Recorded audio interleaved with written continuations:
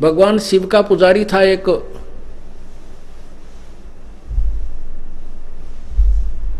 भस्मागिरी, और शिव जी के द्वार के सामने, उनके गेट के सामने ऊपर को पैर करके नीचे को सिरासन पर 12 वर्ष तक तप किया। पार्वती ने प्रार्थना की भगवान शिव जी से कि हे भगवान, आप तो सर्वशक्तिमान हैं, आप जो चाहो सो दे सकते हो, ये आपका श्रद्धालु क्या मांगता है इसको दे दो, ये चला जाए यहाँ से। तो भगवान शिव ने कहा मांग भाई, क्या मांगता भस्मागिरी, मैं तेरे से अति प्रसन्न हूँ। भस्मागिरी कहने लगा कि भगवान वचनबद्ध हो जाओ तब मैं कुछ मांगूँ। भगवान शंकर ने अपना पीछा छुटवाना था कि बारने आगे रोज निकलते दिखे, धरना दे रखा है इसने। कहने लगा अच्छा भाई तथा मैं मांग क्या मांगता है, मैं वचनबद्ध होता हूँ। उसी समय खड़ा होकर के कहा कि मुझे अपना भस्म कड़ा दे दो।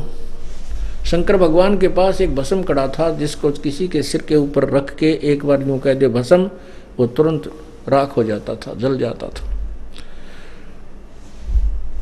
भगवान शिव ने सोचा ये भाई साधु भक्त है, अपनी रक्षा के लिए मांगता होगा, निकाल के कड़ा दे दिया, क्यों वचनबद्ध हो चुके थे। अब वो दुष्ट आत्मा राक्षस स्वभाव का धारण किए हुए क्या मन में गंदी सोच लिए बैठा था, क्या तप कर रहा था कि कड़ा लेकर, भस्म कड़ा लेकर शिव जी ने मारूंगा और पार्वती को पत्नी बनाऊंगा।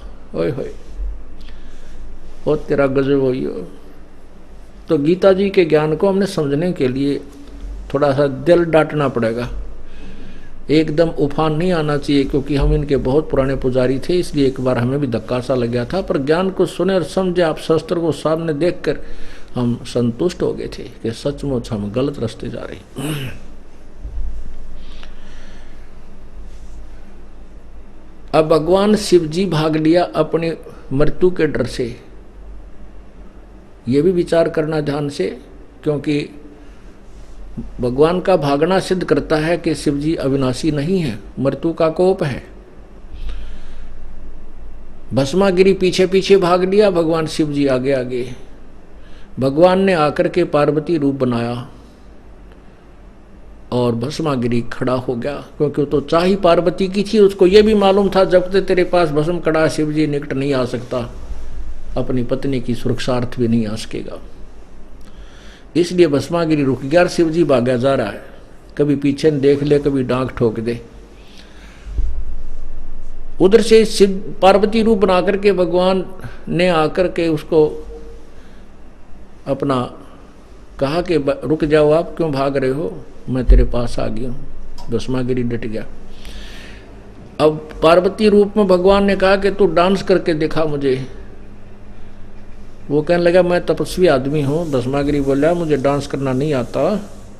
पार्वती के रूप में भगवान बोला कि मैं सिखाता हूँ तुझे, इस पैर को आगे कर, इसको पीछे कर, इस हाथ को ऊपर ला, इसको और थोड़ा और ऊपर ला। वो जब सिर पे हाथ आ लिया, जिसमें हाथ में कड़ा था भस्मागिरी का, उसी के सिर पर, भस्मागिरी के सिर पे जब हाथ वो कड़ा आ लिया, कह दिया भस्म, वो भस्मागिरी खत्म हो गया। तब भगवान शिव जी का दिल डटा, वापस अपनी पत्नी के पास आया। पुण्यात्माओं, ये कथाएं हम पहला भी सुना करते, पर दिमाग काम नहीं कराया करता है, क्योंकि हमारे पास ये तत्व ज्ञान रूपी टॉर्च नहीं थी, ताकि इस अंधेरे में हम पहचान सकें अच्छे और बुरे को। अब हमारे पास तत्व ज्ञान रूपी तराजू होगी, इस तुला पर हम तुरंत तोल कर देख लेते हैं किसका कितना वजन है। और ये भस्मासुर कहलाया, फिर वो भस्मा असुर, भस्मा राक्षस। रावण ने शिव जी की पूजा की थी इष्ट रूप मान के, तमोगुण शिव की। राक्षस कहलाया और कुत्ते वाली मौत मरा।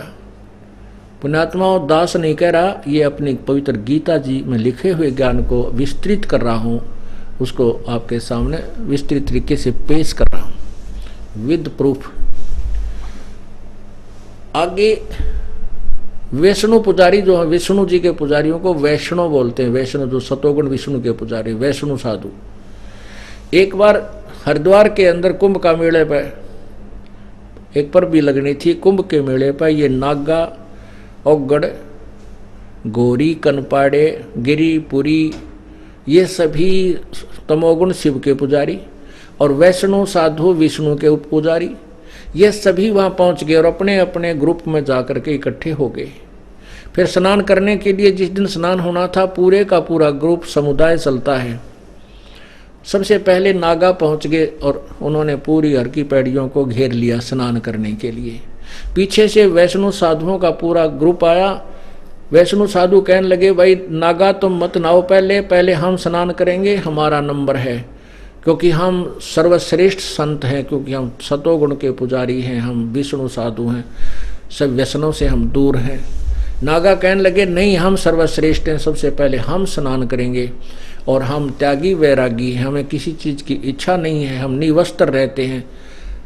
विष्णु साधु कहने लगे, तुम बाहर आ जाओ, तुम सर्वश्रेष्ठ नहीं हो, तुम नहाते न धोते, शरण फिर टट्टी का हाथ भी ना धोते, तुम पशु की तरह नंगे फिरते हो, तुम कहे कि सर्वश्रेष्ठ हो, बाहर आओ। इस तरह बातें उन्होंने नागाओं को कह दी। नागा फिर अपना वापस मुड़ लिए, लट्ठम लट्ठा मुक्कम मुक्का। वो भगवान भी भूल गए, हर की पैड़ी भी खत्म हुई, नहीं याद रही, और ना ही वह पर भी याद रही जिसके लिए नान गए थे। मुक्का मुक्का फिर तलवार निकाल लाए, तीर मारे एक दूसरे को। 25,000 वो ये त्रिगुण पुजारी कटका वहाँ पर जो है कत्लेआम हो गया, आपस में लड़ मरे और गंगा के पानी को लाल कर दिया और उसमें सब बह बह कर चाल रहे हैं उन पुजारियों के। पुण्यात्माओं, इस सदग्रंथ को हमने समझ करके तत्व ज्ञान को ग्रहण करना है और तत्व ज्ञान की रोशनी में कदम रखने हैं, कहीं ठोकर ना लग जा। पहले बहुत भटक चुके हैं।